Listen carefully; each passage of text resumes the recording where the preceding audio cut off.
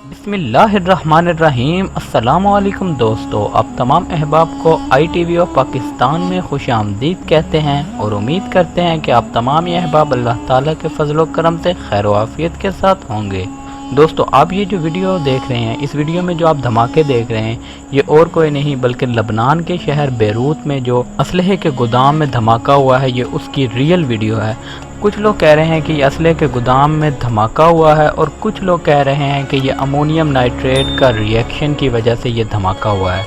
अब इसमें कौन सी बात सच है और कौन सी बात झूठ, इसका फैसला अभी तक नहीं हो सका। दोस्तों, पहले खबर आ रही थी कि 10 अफराद जाँ बहक हो चुके हैं, लेकिन अब खबर आ रही है कि 100 से ज़्यादा अफराद जो हैं वो जाँ बहक हो चुके हैं और लबनान के शहर बेरूत समेत पूरे लबनान में हर जगह पर एहतजाज किया जा रहा है और तोड़ फोड़ की जा रही है। दोस्तों, आप ये वीडियो अपनी आंखों से देखें और ख़ुद फैसला करें कि ये असलहे के गोदाम में धमाके की वीडियो है या अमोनियम नाइट्रेट के रिएक्शन की वीडियो। फैसला आपका।